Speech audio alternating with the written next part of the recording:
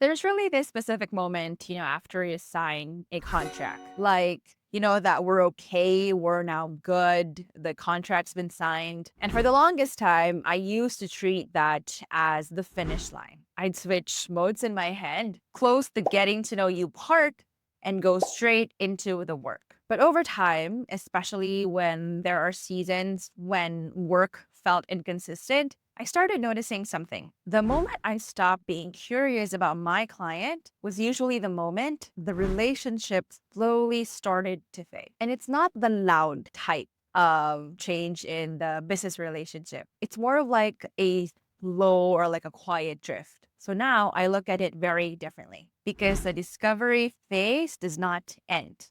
It just changes shape. Hi, I'm Jay, and if you're new here, welcome to Sustainable Freelancing. And if you've been here for a while, I'm really glad you're back. So I want to tell you about a client that I had a few years back. So let's just call this client A. So client A hired me for something very specific, clear deliverables, very straightforward scope. And at the time, honestly, I was just really grateful to have a signed contract with a remote client. So I did what I was supposed to do. I became the perfect, or let's say close to perfect pair of hands. I followed instructions. I stayed in my lane. I just did the work well and quietly. And here's the part that no one really tells you. When you position yourself as just a pair of hands, you also make yourself very easy to replace because you're not part of the bigger picture. You're just helping with tasks. So when their project ended, they paid the invoice and that was it. We didn't evolve. We also just ended. And looking back, I realized it wasn't because I was not good. It was because I never stepped into anything beyond the tasks or responsibilities that were given to me. I don't know if you've ever had that experience where something ends and deep down it's technically fine, but it also feels a little empty. And that was probably the first time I started questioning it. Is this really the kind of work that I want to keep doing, where I come in, do the job, and then disappear? That's what it felt like for me. At some point, you stop thinking about always chasing to get new clients and start thinking about working with aligned people for years. And that changes everything because now it's not how much you can do for them this month. It becomes about how deeply you understand them over time. Like, you start noticing patterns. You remember what didn't work before. You understand how they operate. Or if you are working within a team, you understand how the actual team operates. You can almost predict how they'll respond to something even before they say it. And when you reach that point, you're not just helping anymore. You're part of how decisions get made. You're part of how things move forward. And that's when the role changes. You're no longer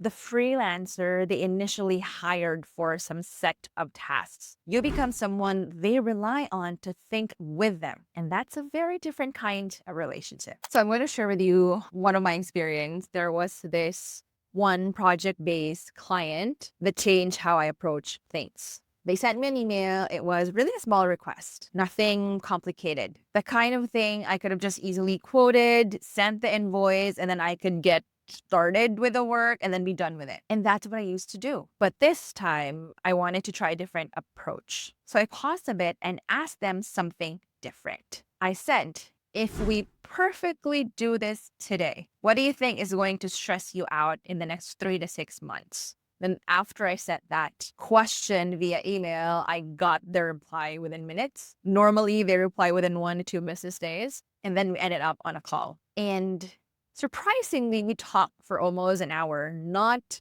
for that particular task itself, but everything around it. What they were actually trying to build, what was not working behind the scenes, what kept repeating. And that one conversation completely changed how we work together. Now, that small request did not stay small. It turned into something long-term because now I'm still working with this client and we've been working for almost 6 years. Now, I didn't sell them into anything. It's only because I chose to stay in the conversation a little longer than usual. So the question now is, how do you do that without it feeling awkward or like you're trying to sell something? So for me, it takes continuous or endless practice and then also the right timing. So I make space for conversations that are not only focused on the tasks or responsibilities assigned to me, because it's so easy to stay in the loop, right? Deadlines, approvals, and then repeat. So every now and then, I intentionally zoom out and I'll bring up questions like, when we started working together, this was the goal. Does that still feel right today? Or has anything shifted in how you are thinking your business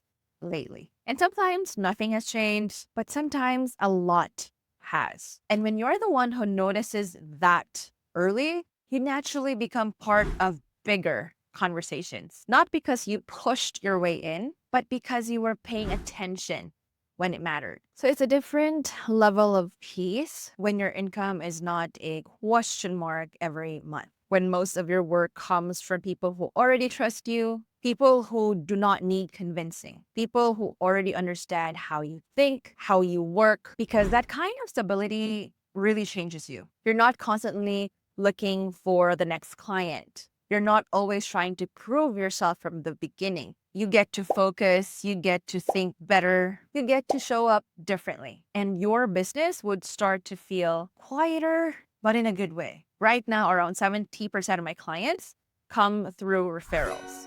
And that's directly tied to how long I work with people. Because when clients stay, they don't just stay, they bring others in. And that comes from relationships that actually grow with you, not just projects that start and end. So if you feel like you're always starting from zero, I want you to take a look at your current clients. Is there someone where things have started to become transactional? Are you staying in your lane because it feels easier or maybe safer? What would happen if you got curious again? If you ask one question that isn't tied to your current tasks, but to where they're actually going. Because at the end of the day, you get to decide what sustainability looks like for you. This is one of the areas worth looking at. Not how much more you can do, but how deeply you're willing to go with the people you already work with. If this got you thinking, I'd love to hear your experience. Have you ever felt that change from just helping to actually being part of something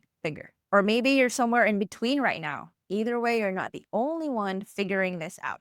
Thanks so much for spending this time with me today. If you want more conversation like this, subscribe and add me to your favorites so you'll be the first to know once the new video is out. I'll see you in the next one. Explore and learn more about the freelancing world by downloading my free guide called the Freelance Starter Kit. It's available in the description box below. Make sure that your email address is active and please check both your inbox and spam folders after you're done signing up. You'll also see a link where you can submit your questions about freelancing so I can talk more about those in my upcoming videos. Thank you and see ya!